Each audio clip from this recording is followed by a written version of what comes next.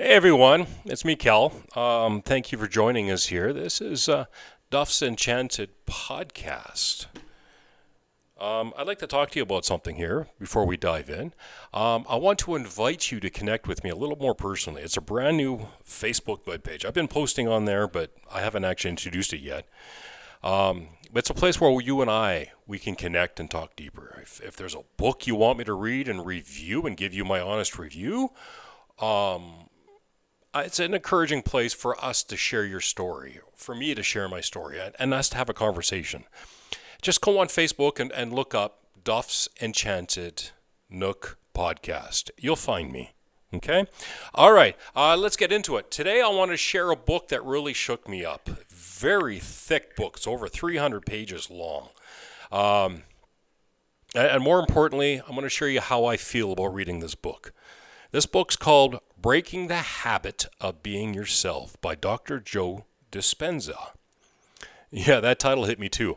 Because if we're being honest, most of us are stuck living the same day over and over and over again, thinking the same thoughts, thinking the same emotions, and wondering why nothing changes. This book doesn't just tell you what happens, it shows you how to stop it and actually become something new. Dr. Joe Dispenza, his main message is this: your personality creates your personality reality. Let's just let that sit for a couple of seconds here. If you wake up every day replaying the same thoughts, doing the same routines, reacting with the same emotions, yes, you do it, I do it too, then yes, your life is going to look the same every day. He writes, to change is to think greater than your environment. That's deep. Let that quote hit me a little hard when I first read it, because most of us don't even realize how conditioned we are. We think we're making choices, but really just repeating patterns over and over again. And what I love about this book is that it blends science and spirituality. He breaks down how our thoughts, our brains are wired, and how we repeat thoughts and become our identity. But here's the takeaway. What's wired can be unwired. That's where the real hope comes in. Now, let's talk about the deep stuff, okay? This book goes into quantum physics. Huh? It's supposed to be a self-help book. But I was like at first, wait, what? But stay with me here. He explains that at the quantum level, all possibilities exist. Doesn't it just blow your mind? And we're not locked into one outcome. The version of you that's confident, calm, successful, free, that version already does exist as a potential. You can even think greater than how you feel. That one slapped me in the face so hard.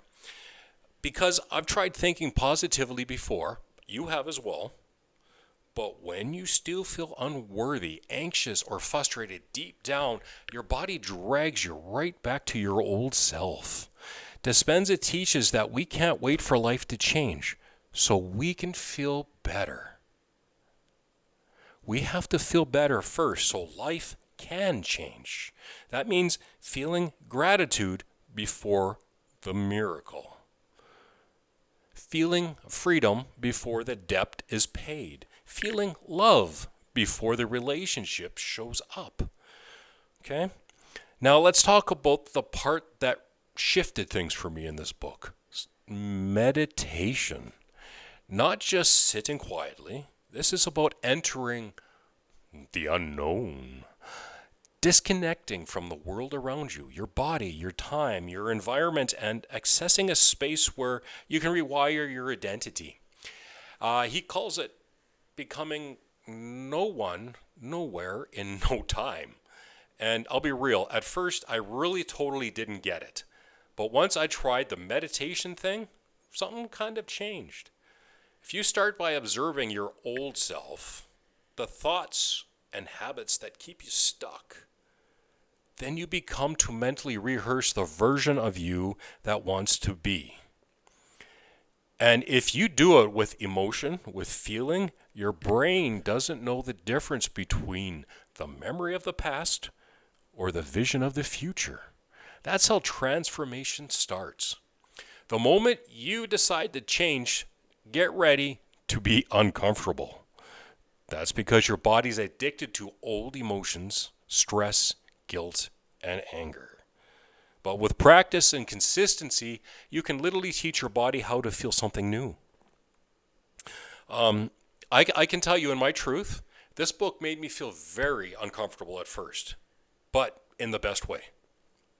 It helped me in ways that are completely different. It held up a mirror and made me see how many of my reactions are on autopilot. How often I relive the same emotional story when wondering why nothing changes. Since reading this book, I've made a real effort to shift. I started meditating in the morning, not every day, but I tried, just like he teaches. And I'm not saying it fixed everything overnight, but I did feel a shift. It kind of creates a deeper awareness, more peace. I stopped waiting for the outside world to give me a reason to feel good. Instead, I've started feeling good for myself. I started feeling good first. One quote I want to come back to at this time is, when you change your energy, you will change your life. That is what I say is simply profound. Sorry, folks, the camera stopped there on me. So yeah, when you change your energy, you change your life. Simply profound truth. So is breaking the habit of being yourself for everyone? No. It's not light reading. It's not a quick fix book. It demands that you show up. It challenges the way that you've been living. But if you're ready to stop talking about change and start actually becoming somebody new, this book is a game changer. I'm going to leave this with you. The best way to protect your future is to create it. Not from the known, but from the unknown. This book helped me to break a few of my own habits, and I'm still learning, and I'm still growing. But I'm not the same person I was when I picked it up, and honestly, I think that's the point. Hey, thanks for watching. If you read the book or started practicing meditations, I'd love to hear about it. Come to my Facebook page and leave me a message or put a comment down below. Come hang out with me on the new Facebook page. Every day I post a quote from the book that I'm going to review the next following Sunday. And these are quotes that actually mean something for me. I like to build a community with you that's growing and healing and becoming something great together. All right? So on our next video, I'm actually going to review a book that I was kind of hesitant against reading. I picked it up because I judged a book by a cover. We all do that. So when I saw this book, I thought, all right, I think it was just a play on words on the book, and it turned out to be something a little bit more. But I'll tell you one thing. For the men out there and the women, this is a book that I'm going to highly recommend. During this following week, every day, I'm going to post a quote from this book. But let's get into showing you what this book is. This book is actually called She Comes First, from the Ian Kerner. I thought that was just a play on words, but it's not. This book is definitely every man's read for your guy, not to put down. Trust me, if you want a good relationship and you want to make your relationship a little more spicier, this is going to be a podcast video that I'm going to make that I just don't know about, but I'm going to give it a try. I actually enjoyed this book. But you know what? Till then, I'll see you on my Facebook. Please like and subscribe to the video. Leave a comment.